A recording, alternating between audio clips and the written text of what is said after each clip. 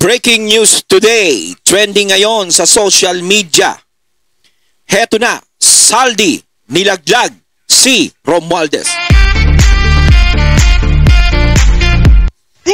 Ayan, syempre itong balitang ating matutunghayan ngayon ay nagmula kay DDS News PH. At ito po ang inyong lingkod na si BT na magbibigay ng reaksyon at komento dito sa video na ating matutunghayan ngayon. At huwag na natin pagtagalin at sabay-sabay na nating panoorin ang laman ng video na hatid sa atin ni DDS News PH at bibigyan natin ng reaksyon ang balitang ito. Pasok!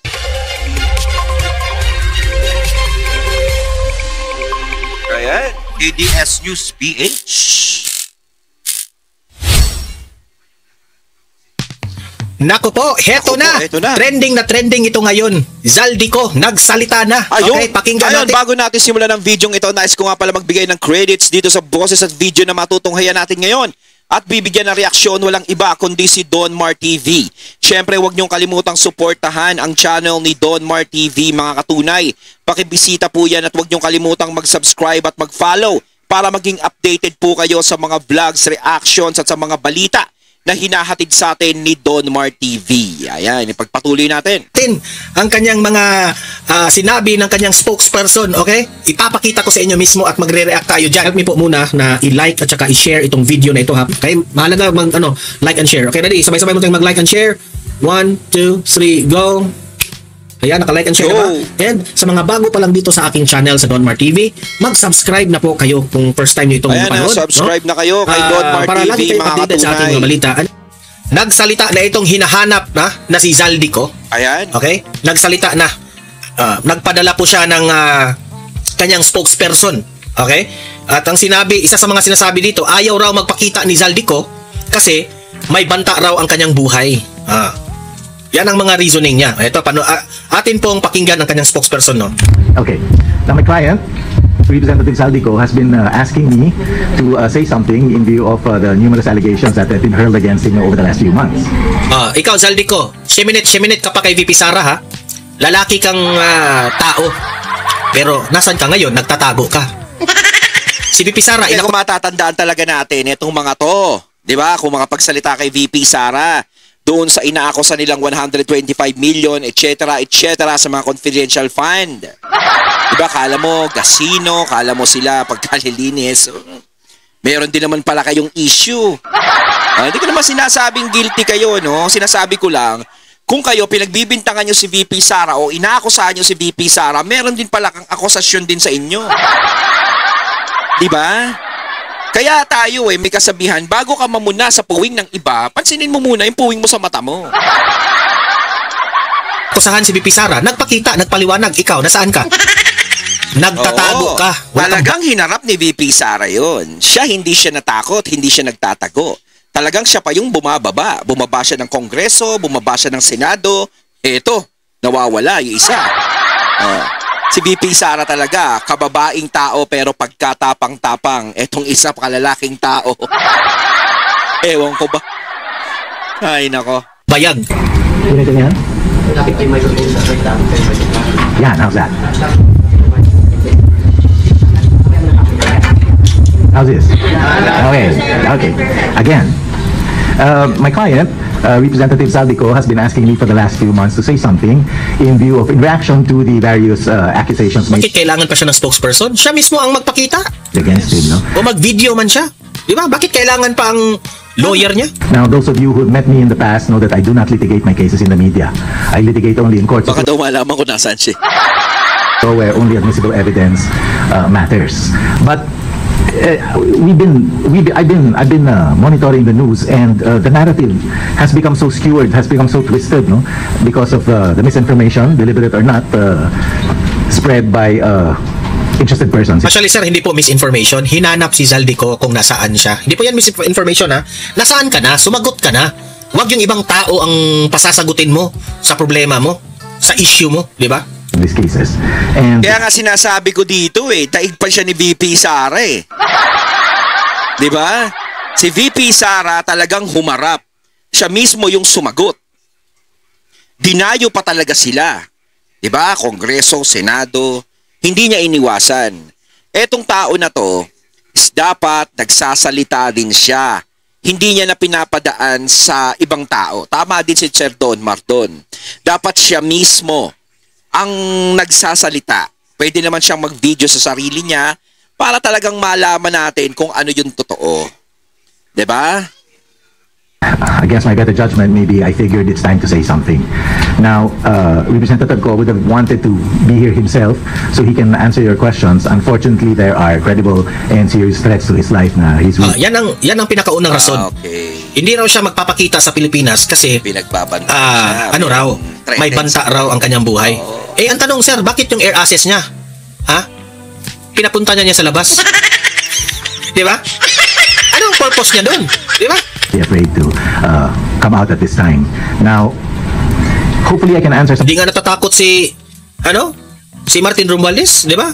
Oh. Sana siya dumating siya rito. of your questions. I don't have a prepared Hindi, kasi naman si Tambi naman, syempre, alam naman natin, ang panahon ngayon, di ba? Malakas ang kakampi. Eto kasi si Saldi siguro, no? Medyo nagdadalawang isip siya kasi hindi niya alam kung kakampi ko pa ba kayo o hindi na. Baka mamaya maging sakripisyong tupa ako dyan. Parang gano'n, no? Nasasabi natin. Siguro, sa akin, opinion ko lang, no? Kaya medyo parang kinakabahan siya o natatakot siyang humarap dito, no? statement. Hopefully I can answer some of your Gagawa-gawa kasi kayo ng kalokohan. Yan ang hirap eh.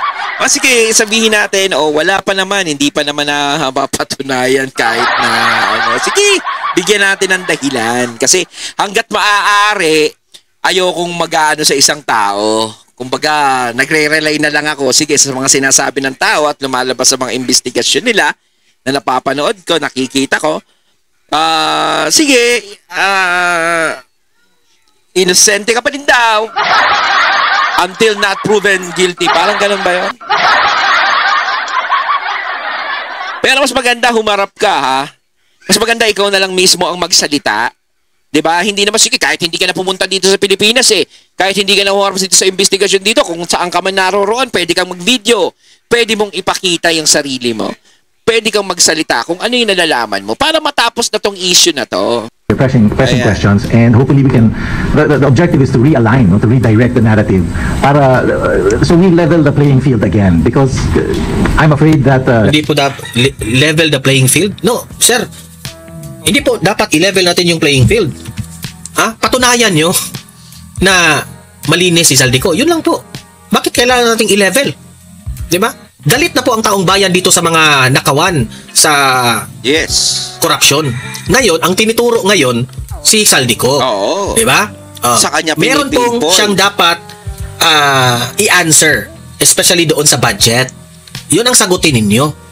Wala kasing iba eh. Papunta talaga sa kanya. Si Martin Romualdez at si Saldico. Sila yung may hawak ng budget doon sa House of Representatives. 'Di ba? So, sagutin na. No, wag nang dabi pang kadramahan. Not only the press but the people in general have been misled by inaccurate statements and interpretations of the law, as you might have noticed. Now, I-accurate mo sir kung anong law yan, no? Wag yung general statement. Loko. let me jump the gun because I know someone will ask this inevitably. I do not know where he is. I do not know where he is because I never asked him where he is. It's not relevant for his defense. And I never asked because I don't want to have to lie to any of you when you ask me that question as to where he is. I never asked. Pwede ba yun na hindi niya alam? Siyempre, ikaw yung abogado niya tapos hindi mo alam kung nasaan siya naroroon. Saan ka man naroroon? Sinta. Diba? Parang imposible naman yun. Siyempre, kahit pa paano, siyempre magko-consult siya sa'yo. Diba? Lalong-lalo na meron siyang mga ganyang kaso, akusasyon, diba? Kailangan meron kayong keep in touch. Pero sige, bigyan din natin ng dahilan na baka nga naman hindi sila nagkikita, hindi niya alam kung nasaan. Kumbaga, pinapadala na lang yan, basta through email, sabihin mo itong sasabihin ko. Huwag mo na alamin kung nasaan ako, tol. Parang ganun, no? Sige, binigyan natin ng katwiran, ha? Ayan, binibigyan ko kasi ako dito, binibigyan ko ng katwiran kahit papaano. Hindi ako, ayoko kayong akusahan ng akusasyon o ano. Bigyan natin ng katwiran. Hanggat maaari. So, let's go. Yes. I know you, Camille.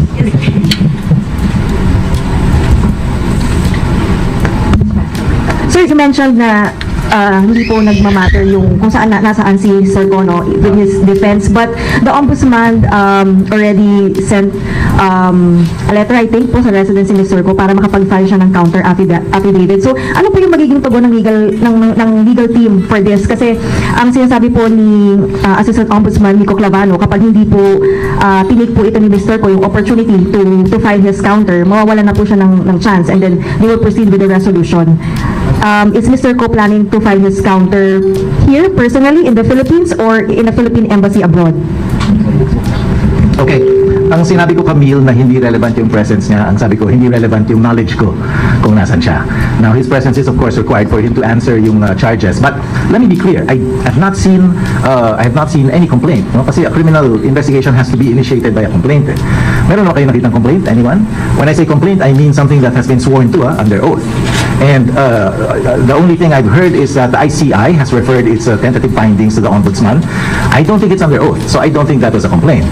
Now, under the Ombudsman's own rules, if there is an unsworn to complaint that's not verified, the Ombudsman is required to ask the witnesses to swear to it, to swear to supporting affidavits, and also the complainant, whom is also unidentified as of now, to submit a sworn affidavit. So, I don't know what he's supposed to answer.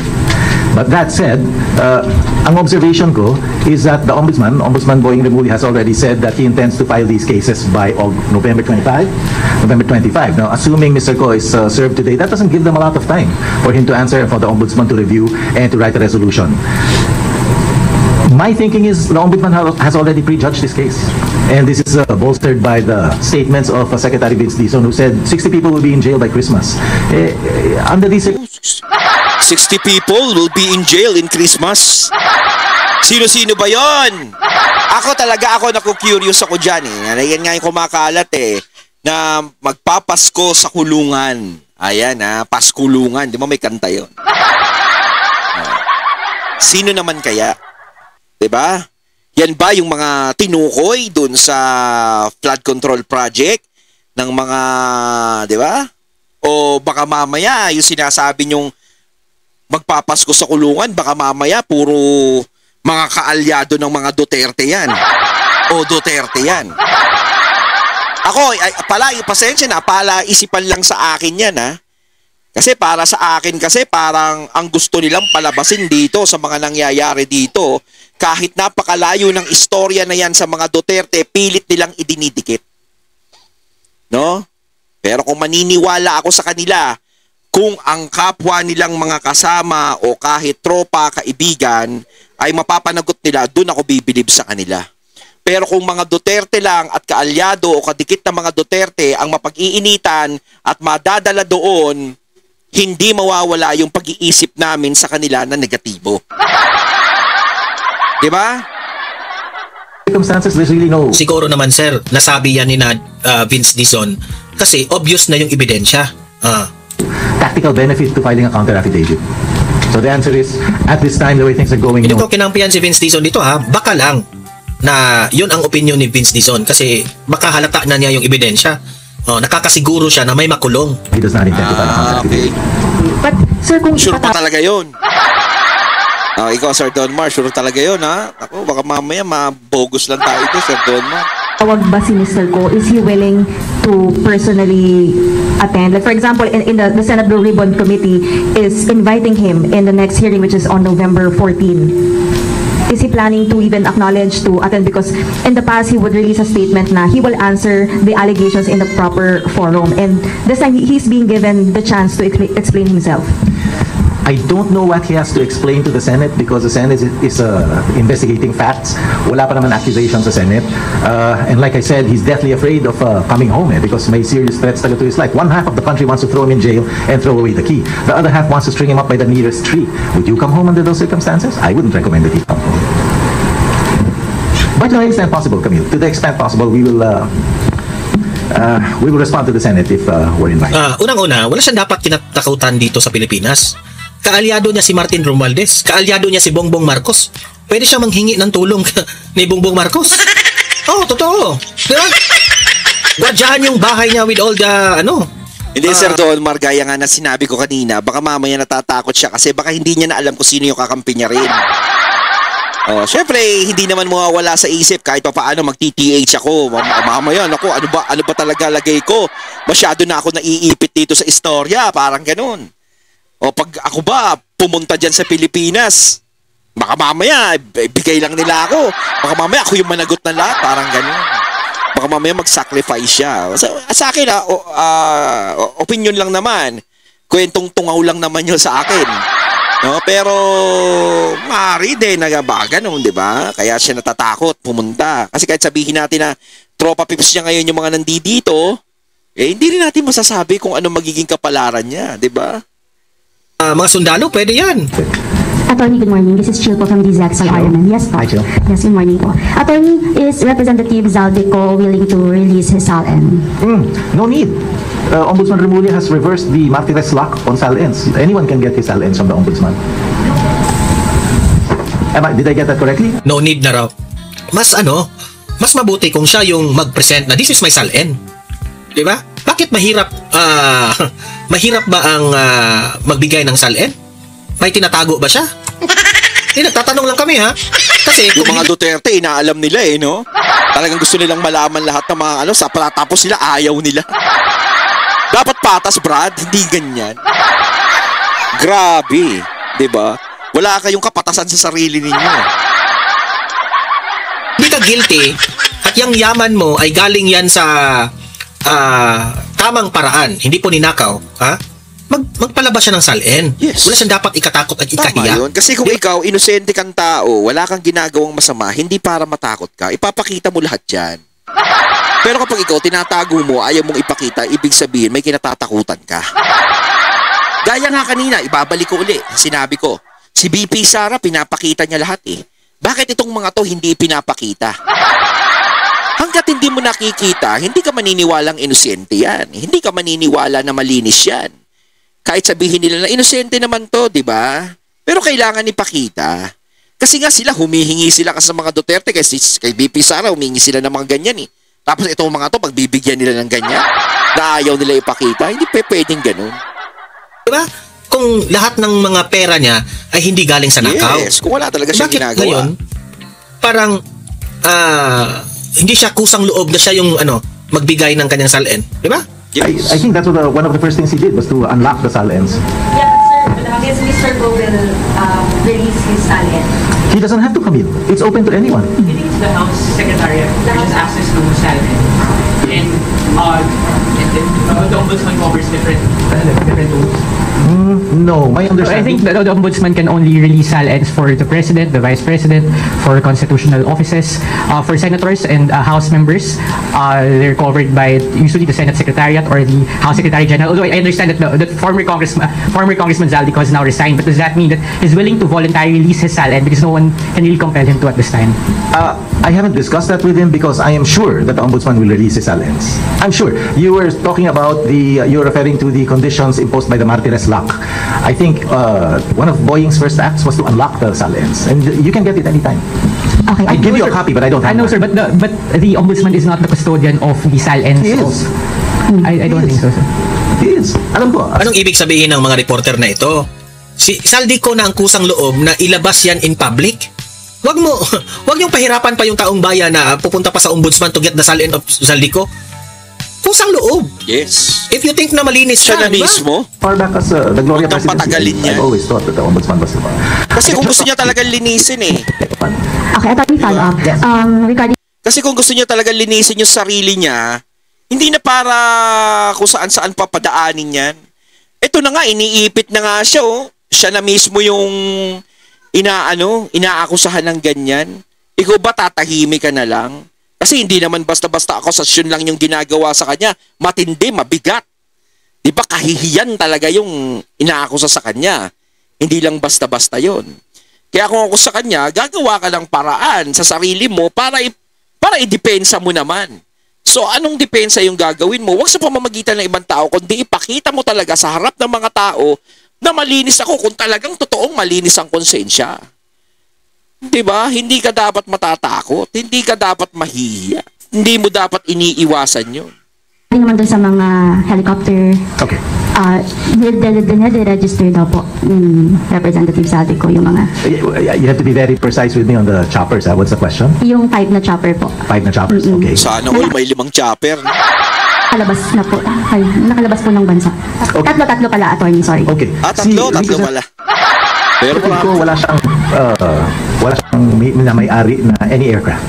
I understand that any aircraft Wala na siyang aircraft raw ngayon. Ano ba to? Biglang wala ng aircraft siya. Sa balita, hindi, Sir Don Mar, syempre dagdag yan eh. Kumbaga, dagdag hinala sa akin yan. ang mga air assets raw ni Saldico nakalabas na. Pero itong spokesperson niya ngayon, o attorney ba niya, wala raw siyang aircraft. Okay. Wala na siyang aircraft. Kaya nga bigyan natin ng dahilan. O sige, walang aircraft, hindi totoong may aircraft. Ayan bigyan uli natin ng dahilan. Ayan walang helicopter, walang aircraft, walang crab Eden cheese. Walang ganon. Sige, bigyan natin ng dahilan. related to him is owned by Mississippi's Aviation. Now separate si Mr. Cosa and Mississippi's. You should ask the lawyer of Mississippi's. I'm not the lawyer. But see, yan na yung isang misinformation na malaki. That's the reason we're here. Because Secretary Dizon keeps saying na ito-freeze lahat yan, iko-confiscate yan. If you look at his SALN, Mississippi's Aviation was incorporated in 2004, 2008. Now, Zaldico became a congressman in 2019.